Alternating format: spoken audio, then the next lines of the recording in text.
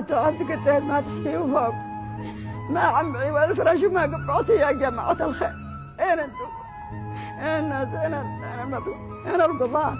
أين المشايخ؟ أنا عند الله وعندهم يخرجوا ابني وينظروا لهذا المسكين الذي ترعب الضج وأنا وزاد شاب. كمغربية وبصوت العالم العربي أتضامن مع البطل الشجاع وأعطيه التحية لأحمد الزويكي. وقصة أحمد الزويكي أثارت العالم العربي، وأناشد حكومة صنعاء ورئيس المجلس الأعلى للقضاة وقضاة صنعاء ومشايخ اليمن والمسؤولين والمشاهير، حتى لو ما أنت مشهور وعندك صفحة بس في البرنامج أو أي برنامج، كلكم يا جماعة فزعتكم، كلكم انشروا خبر أحمد الزويكي حتى لا يتم إعدامه، لأنه لو أعدموه كأنهم أعدموا نخوة وغيرة الشعب العربي جميعا. ولازم يتم القبض على القاضي وإعدامه بدل أحمد، أن القاضي هذا لا يعرف القانون ولم يدرس القانون. أي قانون يعدم طفل قاصر في مقتبل عمره بالإعدام، الذي ما تعطاش للمغتصب اللي كان يستاهل الإعدام؟ أي قانون؟ قانون معروف يا جماعة، القانون معروف. هذا في القانون دفاع عن النفس، وهو دافع على شرفه وعرضه. وزائد هذا لسه شاب ذو عمر 15 سنة قاصر. أي حق تعدموه؟ أي حق؟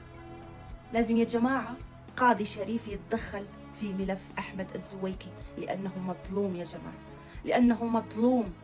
وأي واحد مكانها كان راح يسوي مثله. سوي نفسك مثله يا أيها القاضي اللي حكمت عليه بالإعدام، سوي نفسك مثله. وفي حالة أحمد واعتدوا على أختك، شو كان بتسوي؟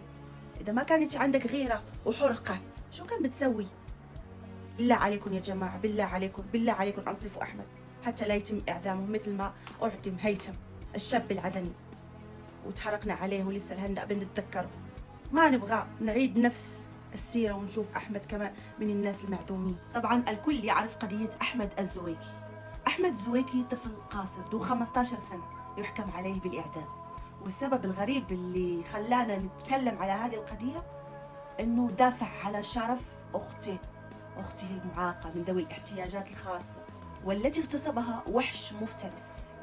وإحنا كمشاهير لازم فزعتكم يا جماعة جميعا. كل المشاهير هالحين لازم يبينوا. خلينا من ترندات الهندية وصاحب البلس اللي وقفتوا معه. هذه القضية هي اللي لازم نوقف معاها يا جماعة، ونوصل صوت الأم المحروقة على ابنها الذي بيحكم إعدام. القصة بدأت مثل ما تقول أم أحمد سنة 2015. كان عمر أحمد هذيك الساعة 8 سنوات.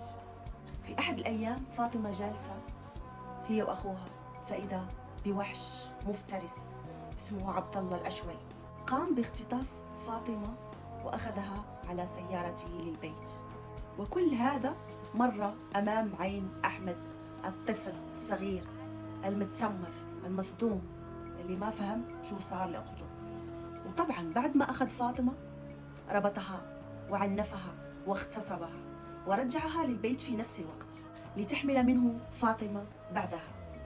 حينها الأهل انصدموا بالواقعة، حياتهم تدمرت، وأبوها أصاب بجلطة في الدماغ ومريض بالقلب، وحياة العائلة اتدمرت بعد ما صار لبنتهم المعاقة التي من ذوي الاحتياجات الخاصة التي لا حول لها ولا قوة إلا بالله. بعدها استدعوا الشرطة ومسكوه، واعترف الوحش بكل ما نسب إليه. وشو قال؟ قال إنها كانت تغريه وأنها كانت تجي عنده، هي لا حول لها ولا قوة، معاقة وكانت تغريه. بعدها حكم على عبد الله ب6 أشهر فقط. مع الأسف في القانون هذا حق القاضي الظالم الذي لم ينصف العائلة حكم على المغتصب ب6 أشهر و100 جلدة. بدي بس أسأل سؤال، أي قانون يحكم على شاب قاصر 15 سنة بالإعدام؟ وهذا كله لأنه دافع على شرفه وعرضه. وهذا ليس غريبا على أصحاب اليمن الشهماء، الرجال الذي لهم غيرة، والتي لا تزال لحد الآن ما شاء الله فيهم غيرة ورجولة ما موجودة هذا الوقت، ولا زالت فيهم عزة نفس ونخوة. الرسول صلى الله عليه وسلم قال: دافعوا على شرفكم وعرضكم ومالكم.